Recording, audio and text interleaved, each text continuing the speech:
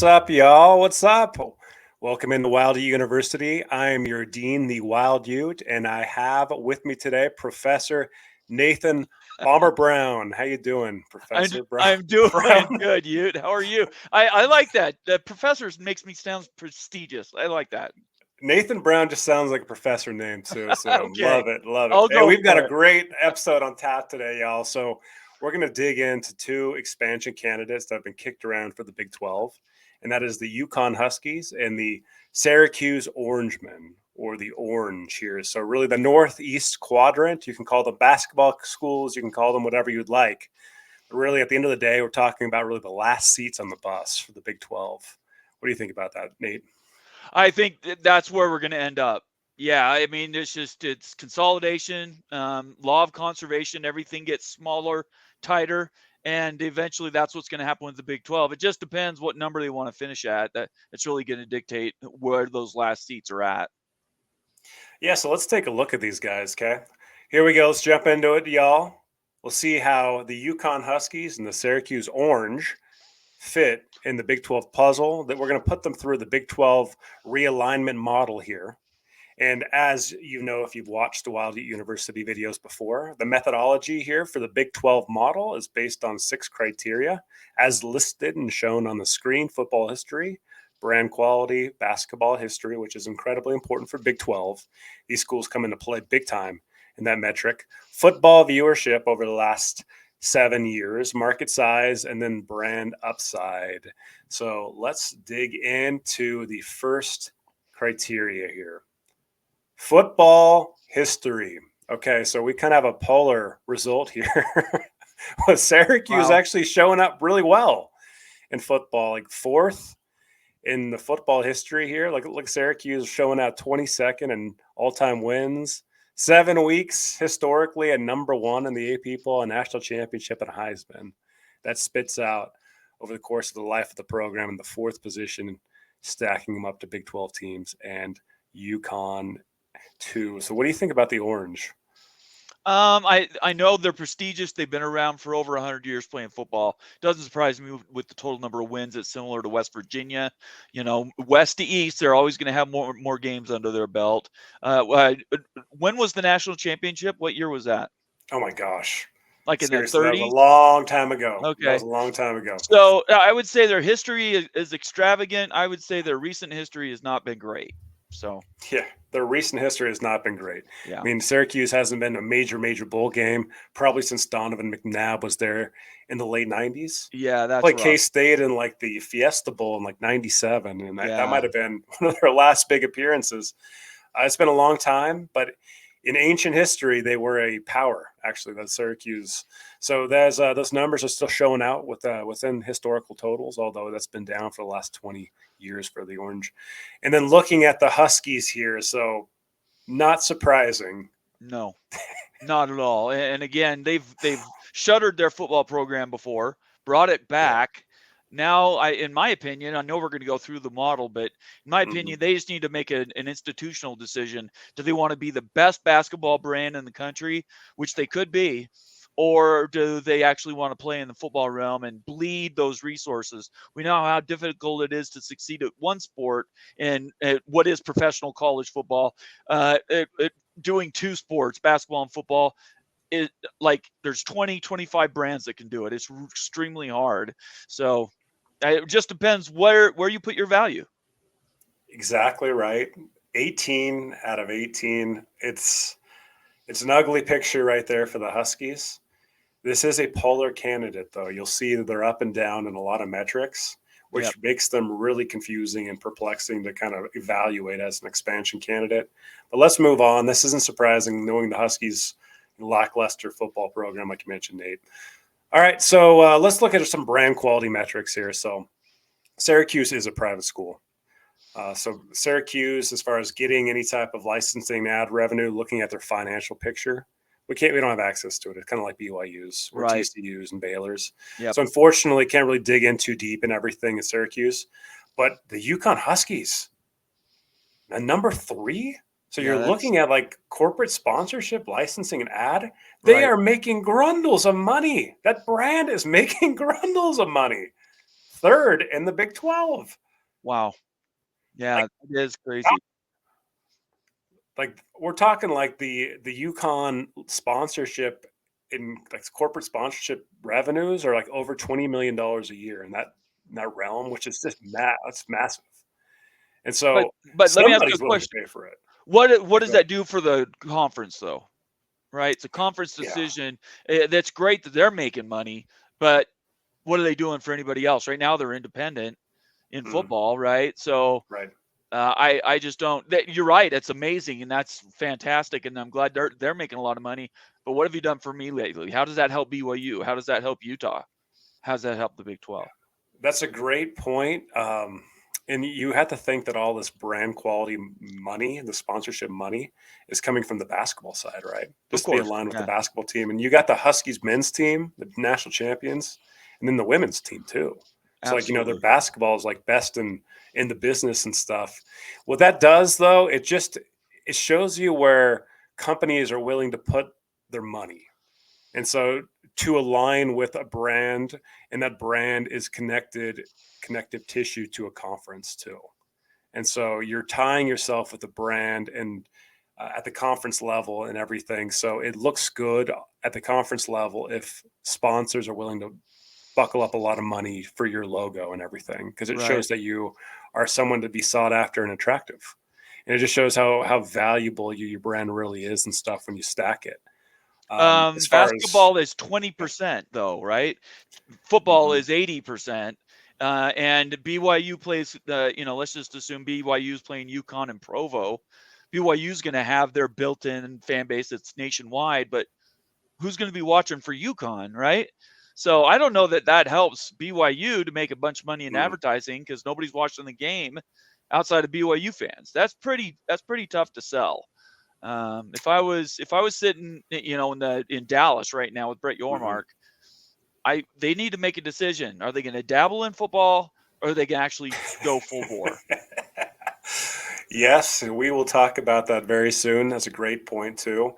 One last idea though, like in basketball, is that going to be a viewership multiplier in basketball, and men's and women's basketball Oh, for sure they UConn, will. At the brand BYU, again, I'm selfish. for BYU, sure. UConn, and the Marriott Center would be amazing, right? Yeah, but It, yeah, the football team, yeah, the football it's polar right? opposite, but we know the football team makes 5 times more money than the basketball team does. So Hmm. I don't know. You're the math guy. I'm here listening to you. Yeah, I think that they're valid points and stuff. Like, what does this corporate sponsorship revenue really tell us about the value of the conference and other teams in the conference? I think it's just linkage again to saying that you've got a brand that companies are willing to pay to be associated with, and that just shows well elsewhere in the conference too. Because hey, maybe a Northeast company that is doing sponsorships with UConn now, maybe they want to do sponsorships with the Big 12 in the future. All of a Right. sudden, it's like a waterfall, and everyone's getting paid off that. It's just good association. It just shows if you're willing to put your money where your mouth is from a company standpoint. Absolutely. And Yep. that's the view of it and stuff. But as far as football viewership, I don't know what the connection is there. If there's any connection between like your brand quality and stuff in this case, because of the basketball value and everything. So, looking at the other metric here for brand upside, this is just based on Google search activity over the last 20 years. UConn shows out pretty low. Syracuse shows out lower than your average median Big 12 team. I guess the Syracuse one isn't necessarily surprising. You don't hear Syracuse in the news very often or Right. anything, not chatted about too much. UConn's a bit surprising though.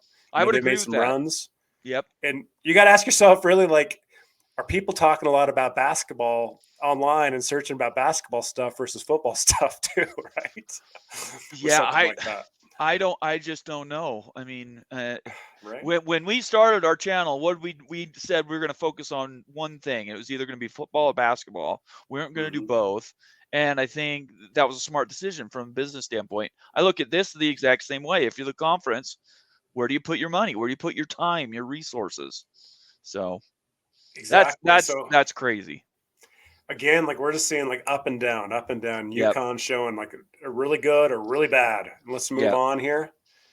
Okay, so let's take a look at basketball history, though. Okay, this is big into the Big 12 model that we built out. So, of course, I mean, UConn and Syracuse big time basketball brands. I mean, UConn is getting up there near Kansas as far as the number one basketball team in the Big 12. KU has just been around so long. Yep. Basketball started freaking around KU, man. Like Yep. KU is basketball, right? Yep. So UConn's right there, though. I mean, like the second most in the model, super strong. 6 freaking national championships, man. Yeah, that's crazy. 6. Like, Yeah. that's just absolutely wild. That's more than anybody else in conference that have the most. Syracuse brought a national championship to the picture with Carmelo Anthony many years ago and everything. Great basketball brands, both of them. I mean, they're both wild about basketball in the Northeast, right? These are this is the big sell right here for both these type of schools. Absolutely. And anybody in the Big 12 would be looking forward to going to a road trip to UConn, going to a road trip to Syracuse to play basketball. There's no doubt about that. Yeah, like so, not surprising at all, but still it shakes out. These are top 3 basketball brands if you're going to stack them up against the rest of the Big 12. They jumped, I mean, Syracuse ahead of Arizona. It's pretty shocking actually to see that too, just based on metrics we're looking at and everything. So Syracuse, really good basketball brand. UConn, elite basketball brand. We knew it. There it is again. UConn again, up and down, up and down. Let's move on to the next one. You ready for something shocking here? Let's do it. Oh my gosh. Let's look at football viewership history from 2015 to 2023. Is that SMU down there, or what is that? That's our UConn Husky bros, man. Wow. For a couple of years within this like test period, they didn't even have football. Yeah. And then when they did have football, they were never ever on basically a Nelson rated channel. Oh my So goodness. like they just didn't. I mean, like you can't even see how small that number is and stuff. You can see within like the bars on like the average viewership per game. Like Oklahoma State far left is like 1 million, like 1.558 million per game. Right. UConn is 0.00, like 30,000. I guess that kind of shakes out too. 30,000 people. They should just drop football. I just don't get it. 30,000. So I mean, you're looking just at the blight of UConn football viewership. Not surprising, but here's the facts. It's atrocious. It's absolutely atrocious. Syracuse, a little bit below par and kind of like that middling realm too, but not nearly to the level, right. As UConn. I mean, Syracuse is at a football program. They've been in the ACC. They've competed. Maybe not at the ACC championship level. They've thrown some decent squads together, though. Right. Neither one really too appetizing, but UConn. Yeah, that's rough. What do you do about it? I think you insulate yourself by saying you don't care how well they do in football because you know the basketball brand will carry the day. But I just find it hard to believe the Big 12 would take a chance. There's no reason. Realignment's not basketball related. We know that. That's a rule. Realignment's around football. Right. So let's move on. Okay. All right. Let's look at the market size. Talking about the up and down nature of the Huskies here. So UConn shows out number 1, and this is an absolute powerhouse, strong number 1.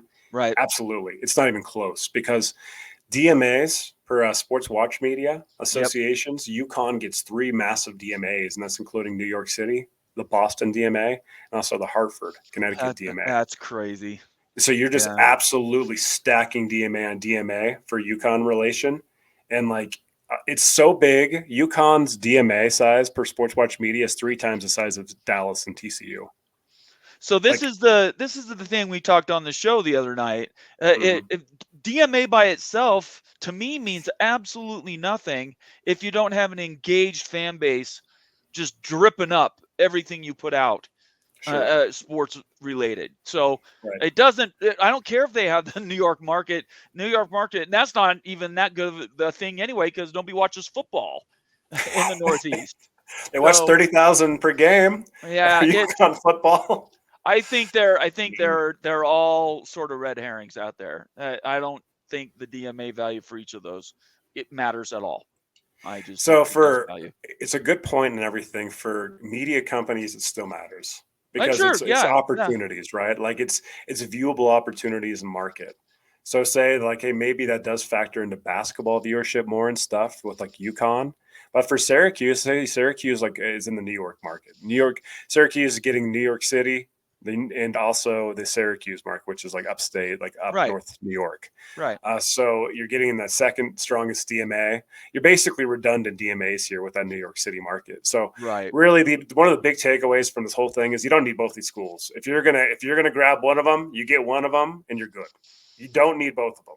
Yeah. And like it's kind of, if you want one of them, pick your poison here. But really, as far as DMA metrics, though, media companies care about it because there's opportunities. It's just television sets and like the potential for your in-market team to get some juice in market Sure. that matters still.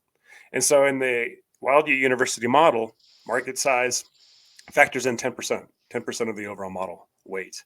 And you can see here like the travel, right? There is going to be considerable travel for UConn, especially. It's the farthest away from, especially the west side of the Right. Big 12 with like Arizona State.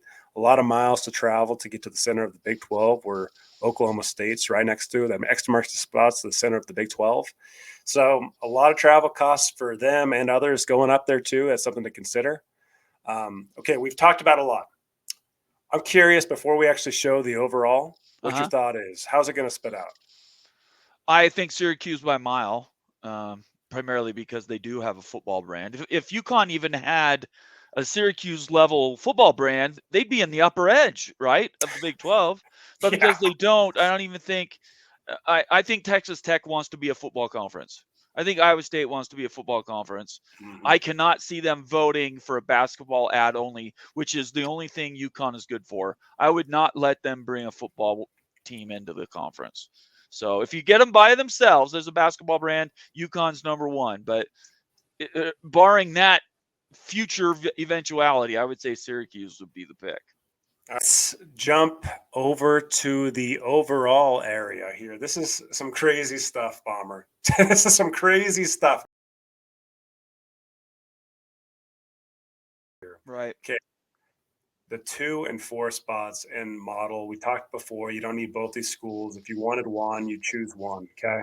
Let's talk about the reasons why the model likes both these schools. I think that bears really going over here.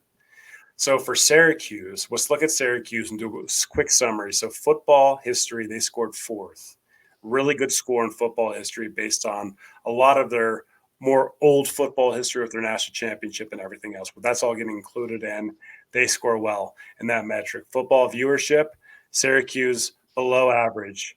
Basketball history, really good. One of the top basketball brands that would be in the Big 12.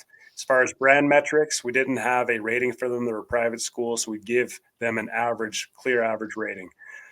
For brand upside, pretty middling as well. Then also in the market size, because they do have the New York and the Syracuse markets, are really good scores. So when you put all that together, you put the football history, the market size together with the basketball history, model likes them a lot. They shake out that 2 spot. How do you think about that? I mean, the numbers are the numbers, right? You can't argue with the metrics. This is what we've used for all the other WildUte University videos. So I trust where you put them. Yeah, I mean it's surprising. Like when I first saw this, I was a little bit shocked and everything. I double checked the numbers. It is what it is. I mean, the data loves the orange. Then you're Right. looking at UConn, right? There's just like another up and down candidate, 4th spot, Yep. head of the Utes, UConn scoring head of the Utes in the model and everything. And what's the reason for it too? It's certainly not in the football metrics because UConn is absolutely putrid in the football metrics. Right. But when you're looking at the elite basketball history, the elite brand quality based on the sponsorship discussion we've already had, then also the massive market size, those 3 criteria are really lifting UConn in to be a top 4 model recommended type of candidate. What do you think about that?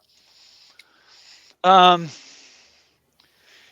the end of the day, these schools being in the market that they're in, I think that helps drive success for both of them. And I think it increases the weights for what their value is. And, I really like both Syracuse and UConn as brands. I just don't know how they fit in the Big 12. Exactly. Yeah. Like, do they fit in the Big 12? Like, with that Northeast presence? I don't know that either, as far as just like intuitively thinking about Right. it. Are they a fit? Not the best fit. Like we talked about Virginia Tech, the model didn't like the Hokies based on a lot of Right. these criteria too. But I think Virginia Tech's a perfect fit. as far as just like, intuition, intuitively thinking about it. UConn and Syracuse, not so much. That always has to factor in, though. So data can say one thing, but data doesn't make the final decision. We're human beings. We need to make rational and good judgment decisions about fits, things that you can't model Right. together. And I think that any type of decision, you need to consider both the data and really based on your intuition, the fit nature. So I would say that both of these schools aren't great fits, which would bring them a lot down if you were going to make like your own subjective model or anything, not just a data driven model. And Virginia Tech would be lifted up quite a bit too. But still, I mean, based on the data, these two would be really good ads for the Big 12, and especially the Syracuse, based on the New York City market. You get into Madison Square Garden if you added one of these schools. So we'll see what the Big 12 decides to do. At the end of the day, they are going to, especially there's been a lot of steam about them being a candidate for the Big 12. So we will see if they indeed can slot in and get one of those final slots. And maybe one day, if you lose a basketball brand in this Big 12 conference, you add a UConn to replace them. That's something Right. too. Yeah, I If you could can see, do and that. and we're talking about last seats on the bus at this point. Yeah. So these schools aren't the first ones we'd bring along; they're down the line. But certainly, they both have value, and you can't fight the numbers. No matter how much I look at those, and I have my own biases. Everybody's like that, right? You're absolutely right. And so do I. And again, it's shocking. And you're like, what the heck? Like, how Syracuse and UConn scoring so well? Again, based on the criteria we built for the WildUte University Big 12 model, based on what Yormark said, basketball, football, brand are so important. We know that market size is important based on DMA for media companies. So these things are going to be factors. They are at the end of the day, but they might not be the final determinant factor and stuff. The Big 12 presidents, athletic directors are going to have to vote. And if they want to add a basketball, essentially a Yeah. basketball strong member. So again, to be determined on this one. This one's crazy, this crazy Wild University. But anyway, I'm the dean of Wild University, the WildUte. This is Professor Nathan Bomb3r with you. And class is dismissed, y'all. Peace out. Peace out.